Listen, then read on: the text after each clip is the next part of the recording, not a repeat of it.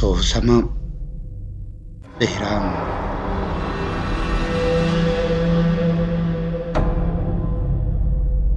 Guyyaa san lammaffaan isaa kunootiin barreessaa fi seenessaan margaan kaasuutiin guyyaa san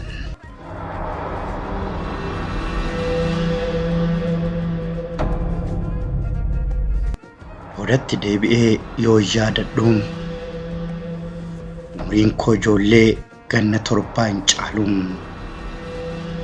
Ganni bahee bokkaan darbee aduun nuu dhufe jechuu koo malee jiin isaaf fulbaana ta'uu baatee wanti nani beeku tokko illee hin jiru. Gamaa gamanaa adaan daddaraaranii waggaadhaan nama sooru. Urgaan foolii lillee gamaa gamanaa waaqatti tolaaru gammachuu namaa dhaleessaa. Ganama sa'aatii 3 ta'ee aduun baanaan billaachii fi kannisni daraaraa xuuxuudhaaf karra keenyarraa uursaa darban gurguttaa yookaan riitimii mataa isaanii uumanii naannoo keenyaaf muuziqaa gaarii ta'uun tulluun roggee roga sagaliin arfaasaarraa eegalee urrii maratee ija keenya jalaa dhokatee amma magariisaan of uwwisee gaara gaararraa mul'atu ta'uusaa alaalaa na argaa jechaa jira. Gaafa isaa arginu ammoo iddoo dura jirrurraa deemnee waan biyya biraa jirru natti fakkaata. Waaqni fi lafti ganna wal tuquudhaaf walitti gamaa turan suutaa walirraa siqanii waga jedhanii addaan fagaatanii iji namaa giraabatti dhaqee bu'ee as deebi'a. Giraabaan gama kan jiru hin mul'atu, hin dubbatu.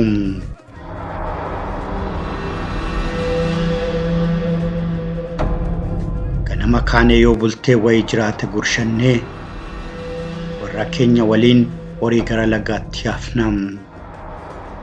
Gaafa aduun as baate ammoo hojiin keenya inni guddaan ijoollee ollaa waliin billaachaa haala mukaan ari'annee rukunnee ajjeesuudhaan maaliif billaachaa ajjeefna? Foon hin qabdu hin nyaannu, hin gurguramtu gurgurree qarshii irraan hirannu akka arbaa fi gafarsaa akka yayyii fa'aa mirga hin qabdu jeefnee mirgatti hin argannu. Waan ajaa'ibaatiin garuu ajjeefnee ittiin of jeenyaa. Kan simbiraaf nafaa ijoolleedhaaf taphaa. Kana lubbuuf xaa'us ormi nuuf tolii kadhataa. Keessattuu billaacha shaashoo jedhamu ajjeefnee bifa isaa daawwachuudhaaf tattaaffii nuti taasifnu guddaadha. Billaachi shaashoo jennee waamnu kun billaachota isaan kaan irraa qaamaan guddaadha. Daboobaan isaa guutummaatti adii ta'ee qarqarri isaa akka waan qalamaa dibanii gurraachaan mummmuxaadha. Balali'u gara lafaatti siqee balali'uu caalaa siqee balali'uu jaalataa. Dheeffaafaa ta'uu waan isaa hin beeknu. Nuti immoo lafarraayyuu hin mul'annu. Faallaa isaatiin ta'us amma humna keenyaa olii xannee qaqqabuudhaaf yaallaa. Yoo fiignee dadhabne ammoo fooxaa mormaa yookaan fittaala morma keenyatti marannee deemnu baafannee itti darbannee ittiin qabuu yaallaa. Guyyaa tokko osoo billaacha kana samii jalatti ol ilaalaa kaannu hiriyyaan kiyya kufee ilkaan lamarraa dhume. Osoo billaacha faana fiignu kan baree deebi'ee nutti dhiyaam. Osoo beelofnu waa'ee qoonqoo yaaduun hin jiru. Yoo dheebonne garuu gadi kaannee akka saawwanii jilbeeffannee bishaan keenya dhugnee gara fiigicha keenyaatti deebinaa. Maasii keenyaa gadittiin mucaa guddaa tokkotu jira. Mucaan kun yommuu inni wal cabsu gara lafaatti utaalu, uumachi lafaa ol utaalu lafa namaan marsiisa. bishaan gaaraa darbatamee lafa rukutee ol ka'uun bitaa fi mirgatti faca'ee lafa naannoo sanaa qabbanaan sooram. Duumessi urkaa immoo sodaa namatti naqeetuun waqaaf lafa walitti kaleessam. Xiqqoo achirraa siqanii abaaboon fincaa gamaa fi gamanaatti biqilan akkaan ijaa qalbii namaa booji'uun gaafa bishaan guutee dhufe ammoo tulluu roggee jedhamurraa mukeen namni mummuree ciciisuun mukkeen ofii isaaniitii qancaranii ukkuranii kukkufan guurratee gaafa dhufee achirraa gad utaalee dhaqee lafa waraanee ol deebi'u ajaa'iba uumamaatiin isa inni gubbaa gad utaalee bishaanitti cillinfamee bahuu ilaallee yoo bishaan daaknu cillinfoo shaakallam garuu laga fincaa'aan kun jiru akka dhaqnu warri keenya nuuf hin eeyyamaniin lafti isiniin mareetti kuftu jedhuun isa qofaa miti. Jawwee cimaatu achi keessa jiraam. Foolii namaa waan beekuuf achi bahee laqam gochuu qofa naan jetti akkonkom. Keessaa jawween fincaa kana keessa jiru ammoo dhiiga ijoollee akka aannanii dhuguu jaalataa beektu miti aannan akka mi'aawu jedhanii roota koo faanaa ittiin nu sodaachisuun guyyaa tokko garuu otuma billaacha shaashoo sammuu keenya irratti ilaalaa sadii taanee waliin kaannee osoo hin beekiin fincaa jawwee qaba jedhanii irraa nu dhorkan sana bira ga'uu keenya of argine. Billaachichis abaaboo gamaa gamana fincaa cinaatti daraaran irra qubatee yoo dhufne ilaallu fincaayichi biraa hin deemin nama godham. Fincaa kanaan dura halaala irratti irraa nu dhorkaa turanis akkasiin agarreem. Osuma jawwee jedhan sodaannu tabba tokko irraa achi siqnee teenyeem. Takka teenye homaa dhabnaan meerree jawween isaan jedhan sun ani jennaan mucaan inni tokko har'a hin beelofne ta'a malee jira jedhan jedheem. Yee jira maal akkamitti meerree nutoo beelofnee jirraa innoo hin beela'u an jennaan isallee hin beeku jedheem. Mucaan inni tokko ammoo tarii har'a fincaa biraa deemee ta'a maaltu beekaa jedhee suma sossodaataa dubbannu duukanaan wanti gurraachi tokko fincaarraan gaduuf darbateem. Kunnoo kaa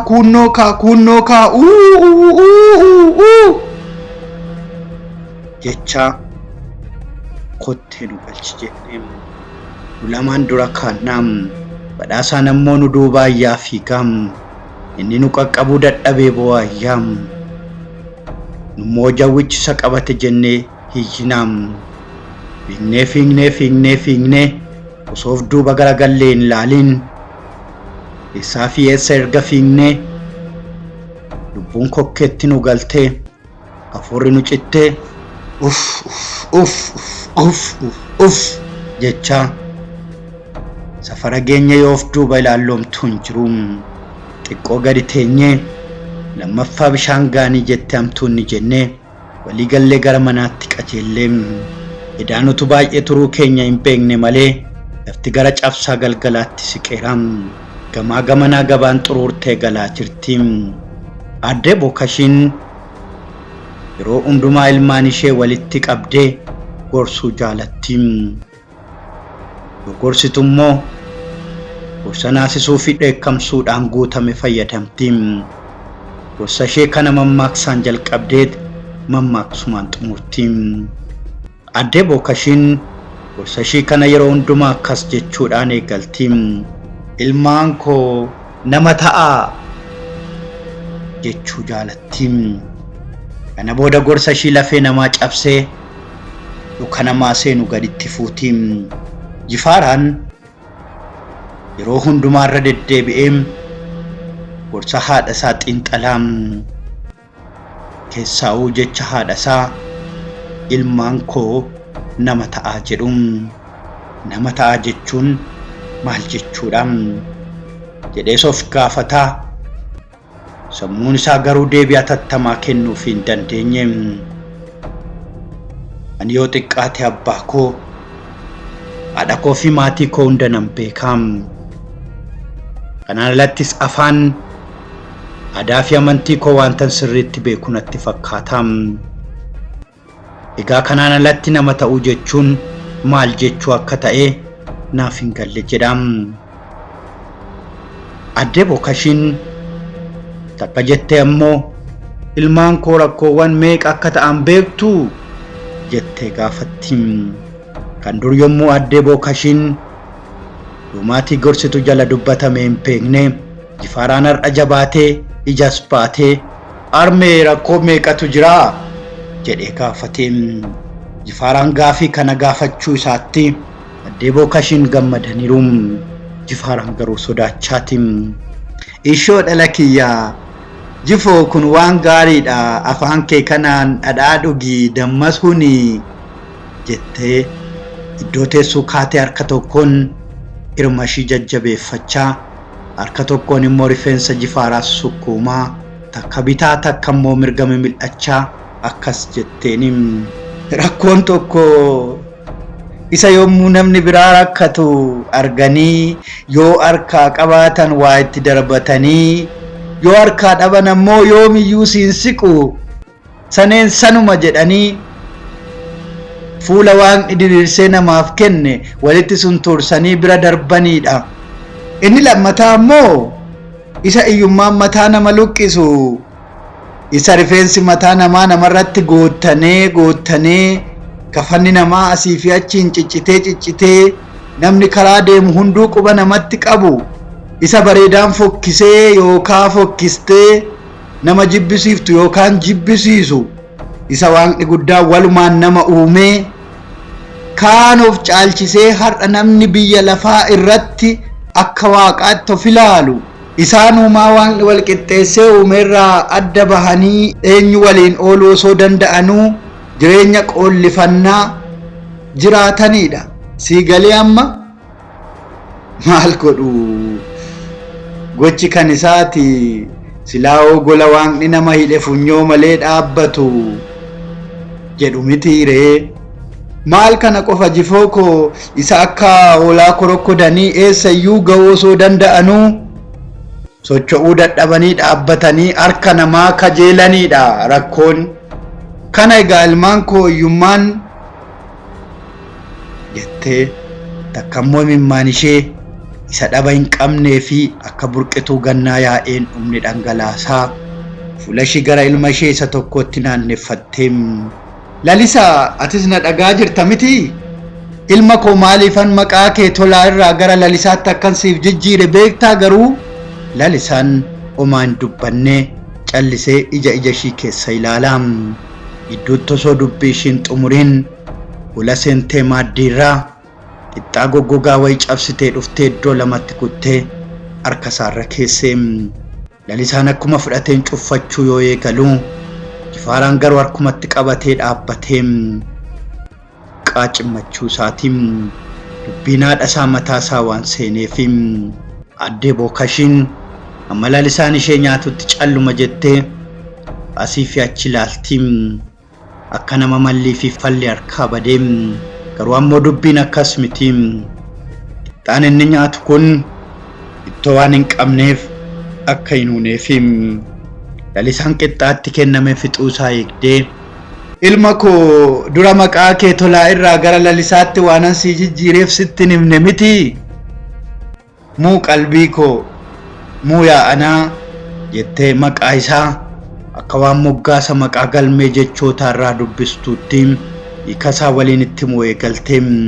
Lalisaa jechuun kan boru lalisu, yoomiyyuu kan hin xoolanne, kan baala isaa hin harcaafanne, muka odaa kan umurii isaa guutuu hin jigne, muka umurii isaa guutuu namni jalatti wal eebbisee wal badhaasu kadhatee itti dhaga'uuf yoomiyyuu haala qilleensaa ilaallatee baala isaa kan hin harcaafanne, kan bishaan gannaa bona jalaa burqu, isa lammii isaa jaalatu, isa namummaa isaatiin boonu, kan galfata hin nyaanne jedheen erga waggaa 4 tolaasiin jedhee booda gara lalisaatti kanan siif jijjiireef tolaan garuu jettee yeroo muraasaaf dubbii ishee addaan kuttee xiqqootti yaaddee buuftee baaftee madaaltee immoo tola waraqaarraa malee jechaan dhaga'uu malee eenyumarraayyuu waan ani hin arganneefi jettee dubbattee ganama bariidhaan bokkaan cimaan bubbeen wal makee roobaa jiraan samii fi dacheen gurraacha'anii wal tuquudhaaf waan ka'an fakkaatuun waan ajaa'ibaatiin ganama bariidhaan yoo yandoon akkanaa roobee cabbiin bu'uu gandaa dhaboo kashii mudatee hin beekuun cabbii babattee baaqelaa fakkaatutu samiirraa gad harca'aa jira. Bakakkaan bu'uudhaaf gamaa gamanaa calaqqisu wanta wal waamu fakkaata. Kanama dukkana keessa waa barbaadu meeqa itti ibsee ilaala. Argatee rukutuu yookaan immoo dhabee ittiin dhiisu. Silaa'uu kan barbaade yoo argatee dhayees namni isatti haaloo qabatu tokko illee hin jiru. Isatti haaloo qabachuun safuu guddaadha. Isaa baga waan hojjeteef sabbeeka jedhanii itti dhiisuun kutaan sadaffaan itti fufam.